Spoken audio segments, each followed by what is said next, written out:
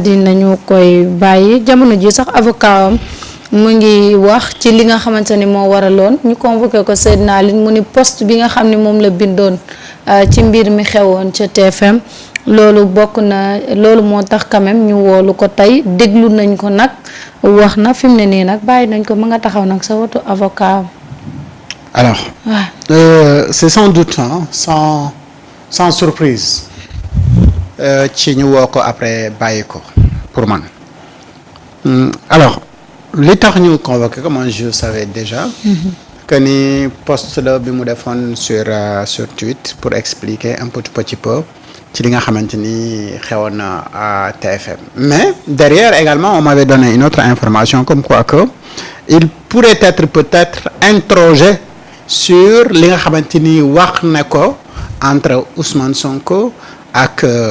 Diomaye ak l'élection de 2029 parce que il faut rappeler que ni def na ci benn poste bu incendiaire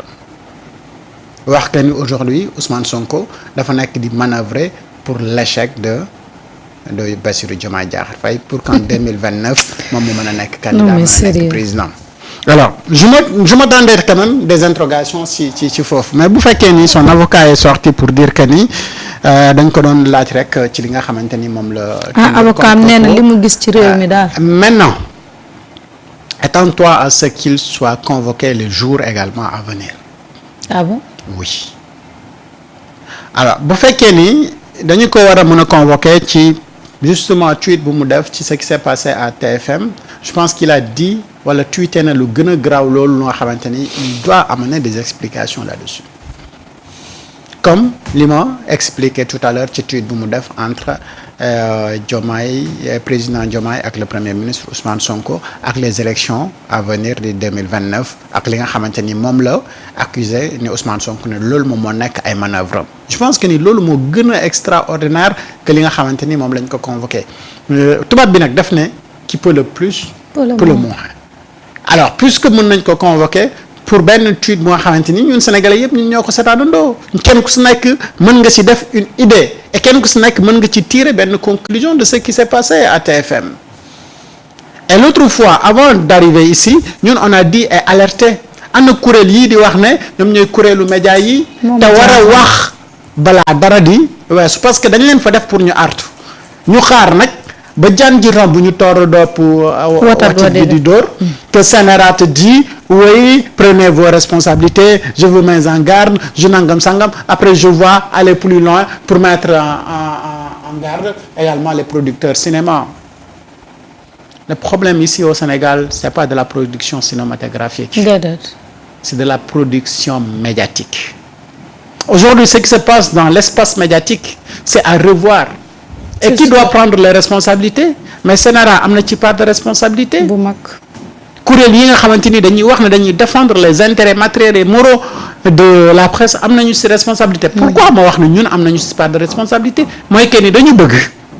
maintenant espace bu fiable bu viable bu crédible bu libre mais espace boobu pour mu crédible libre fiable viable mais ñun ñoo war a jouer les rôles en quoi faisant de mettre ci espace bi ay programmes yu am solo mais également dans nos plateaux sur nos plateaux autant pour moi ñu teg fa ñu nga xamante ni mais dañuy contribuer lu am njëriñ dans le débat public alors toi tu es accusé par cour bi nga xamante ni ëpp na bokk na ci cour yi gën a crédible ci réew cour des comptes ne la sa waay yow pendant 5 ans yi nga xamante ni yaa ngi koy liggéey ci institution bi nga xam ne institution publique la mu waroon nekk institution bu nga xam ne pour nga liggéey fa faaw nga am lijaasa bii ñu ne la yow lijaasa bi nga xamante ni moom nga présenté mais lijaasa boobu noonu dañ ko falsifié nekkul lijaasa bu baax ndax lycée bi nga wax ne moom nga amee bac en BFM en 98 ak numéro bi nga xamante ni moom nga joxe mooy 1130 xaw ma ñaata 9 je sais pas jàppatuma numéro bi mais ci at boobu même lycée boobu noonu sax candidat yi tolluñu woon noonu mais gars yi na amaana yow kon da ngaa juum ci année boobu ndax tellement yàgg na peut-être nekk nga ci ay activités ba jàppatoo sax ban fan nga amee BFM mais loolu sax jàpp ma ne kenn mën na ko am fu ma amee BFM fu ma amee bac fu ma amee entrée en sixième année bu ma ko defee ñëpp ko jàpp lenn rek lu nit jàppul foog naa de mooy seen numéro bac table bac man de sama numéro xamatuma ko sax sa numéro table bac boobu peut-être mën nga ko fàtte mais ñàkk a xam fi nga amee BFM loolu amul gars yi ne alors on va voir en 98 ci numéro bii kan moo ci am BFM ñu gis ne ki ci am BFM mais mu ngi ba Kolda donc foofu la ñu gis je numéro boobu ñu ne la numéro bi nga xamante ni moom nga li donc dossier bi dafa dañ ko falsifié ñu ne léegi directeur ba fa nekkoon auparavant jëlal say matuwaay pour sanction yi ci war yëpp ñu def ko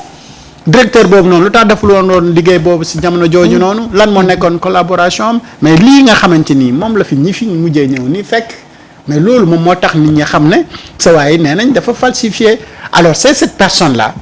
qui se permet au dire aux gens yéen vous devez se taire da ngeen war a noppi yéen amoo leen pour wax te yow yaa fi def njombe bu ne weng bu réew mi yëpp xam c'est-à-dire yow normalement si dëkk bu sérieux waroo woon nekk dans l'espace public waroo fa woon occuper benn kaddu mais ñooñu tey ñun ñoo occuper kaddu gi mais alors loolu lan moo ci war a nekk rôlu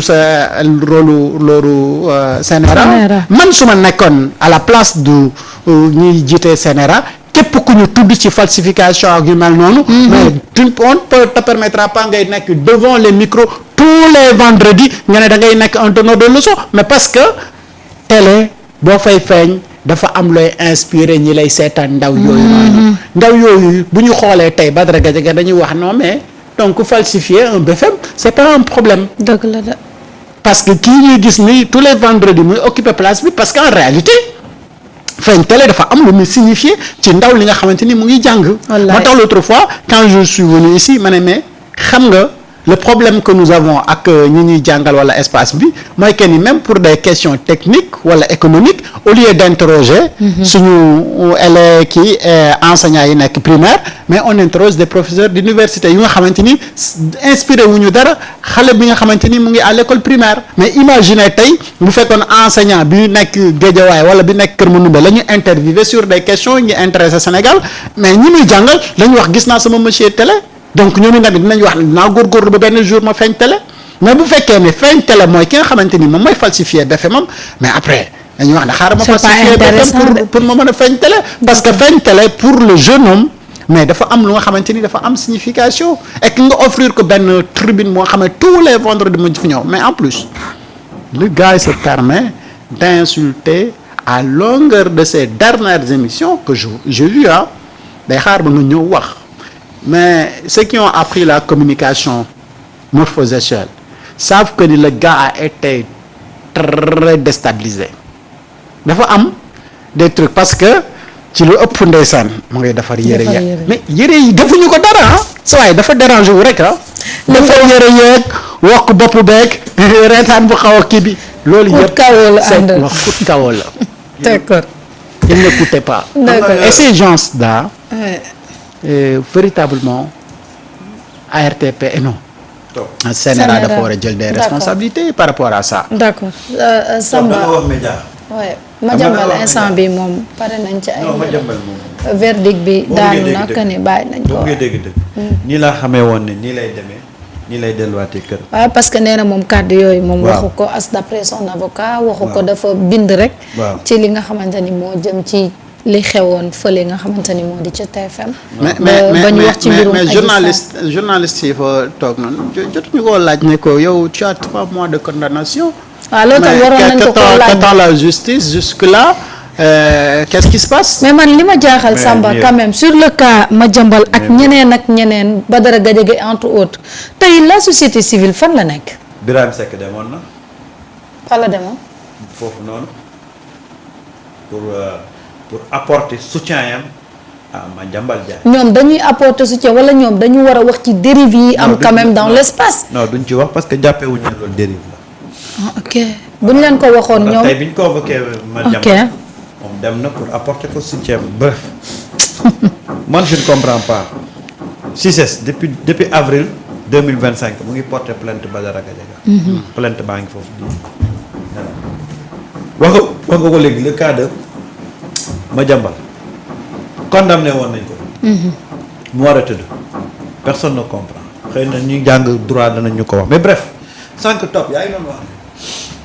ne quelqu'un qui n'est pas un exemple waruñ ko teg ci média topp bu fekkee ne média la média la normalement quelqu'un qui n'est pas un exemple pour def li waajooju def waruñu la teg ci média mais topp xam nga li ngay fàtte mooy nee naa la média yu bëri léegi ay bureau politique la waaw beaucoup tey de Samba support may ma tuuti rek ma jox leen kàddu yi Madiambal Diagne yëkkati ni ki tey ji bi ñu ko liiwee ba pare d'accord lii la wax ngeen may rek ma sant leen gërëm leen te den fedd lii sama kóllëre ak yéen waaye nag dama ciy jiital avocat yi nga xam ne ñoom laa àndal muy sama jigéen maître Dior Diagne di sama ay frère maître El Hadj Amadou Sall ak maître Arouna Bass ak maître Papa Sène ak maître Baboucar Cissé ñi nga xam ne ñoo ma taxaw bi nga xam ne dañ may déglu tey déglu bi nag mënoon na ñàkk ndaxte ku déglu waxi maître Sall ji ni leen ko jukkeele war nga xam ni que kon woo ma fi warut woon kon perteloo nañ ma sama temps perteloo nañ leen seen temps waaye nag dafa am lu ni war nañ koo jàpp moo di ku yaakaar ne xoqtal nit ñi mooy tax nit ñi noppi yaa ngay nax sa bopp ku yaakaar ni tëkku nit ñi jëm leen a yóbbu kaso mooy tax nit ñi noppi yaa ngi nax seen bopp au contraire am na noonu boo defee nit ñi da ngay taxaw jàkkaarloo yow jaamaarloog yow te ko duñ dellu ginnaaw duñ la may lu toll ni tas patal ay kii réew mi ñoo ko bokk ëppale wu fi kenn réew mi ñun ñëpp a koy bokk di ko doxal ñii fi toog dafa am ñi leen doyloo jox leen baat kon duñu mën a tere nag keneen ku d'accord wala xalaat leneen nu ñuy doxalee nga wax ko man ci sama wàllu bopp kenn mënu ma koo tere te dama ci xar sama tànk dubay tey ak ëllëg ndax ci laa juddu ci laa màgg te ci laa fas yéene dee kon loolu na leer liberté d'expression mënut a menacé xëy na am na ay pexe ak ay jéem a salgati yu liberté d'expression ñi nga xam ne ñoo koy jéem nag waru leen woon xëy na ñoom ñoo waroon a gën a aar liberté d'expression waaye buñ ko fexee nañ leen wóor ni dañuy lajj gis naa fi ay hommes politiques ñëw nañ fi gis naa fi société civile ñëw nañ fi gis naa fi ñi nga xam ne ay citoyens lambda lañu kenn xamu leen ñëw nañ fu di ma nemmeeku ak di woo seen cofeel naa leen di sant di leen gën Samba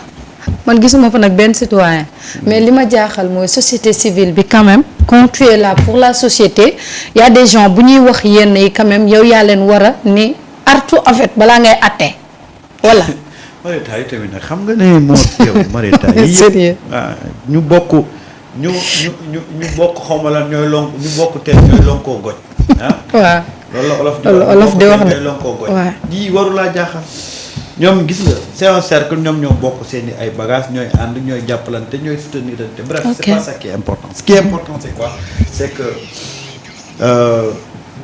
ñun sonn nañ ci convoqué nañ ko woo nañ ko bàyyi nañ ko mu dem vraiment c'est devenu à la limite c'est pas amusant franchement c'est pas amusant bref lan laa doon wax sànq ma ne la même le cas de Badara Gadiaga waa CICES ñu ngi ko porté woon plainte depuis avril 2025 y a pas eu de suite bref loolu it beneen cas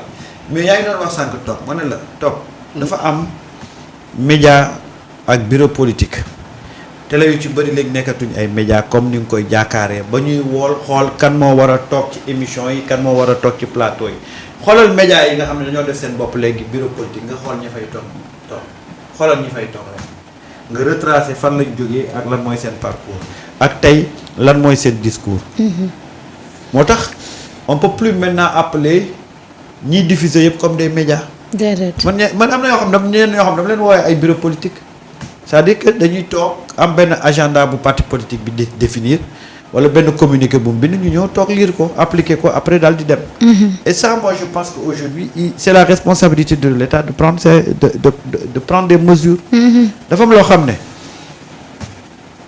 ñun mën nañ ko kaas askan wi mën na ko kaas mais quand il s'agit de prendre des mesures ces mesures là reviennent exclusivement à l'État amul leneen. lii nag. état bi moo ci mën a jël matuwaay pour mu arrêter wala mu bàyyi mu continuer. D'accord. D'autant plus que wax naa la ci tey ñi nga xam ne ñooy attaquer état bi yëpp di xeex bii ku ci nekk rek am na tey benn dossier boo xam ne boo ko yëkkati woon rek wax ji jeex mais nag gis nga décider ça demande beaucoup de courage. dëgg la. ça demande beaucoup de courage boobu nag il faut que ñi nga xam ne ñoom la seen département lié directement ak ñii ñu jël décision. dafa am loo xam ne il s'agit du ministre il s'agit des DG ñu jël ko comme décision tey am na ñoo xam ne tey ñu ngi traîner ak des dettes yoo xam ne te ñu ngi am benn taxawaay boo xam ne tey rien que boo leen imposer woon pour que ñu éponger dettes yooyu mais dañuy tëj mais comme dañoo opté pour xeex mais nañu xeex nañ dem jusqu'au bout. ñoom wàcc nañ terrain conventionnel bi.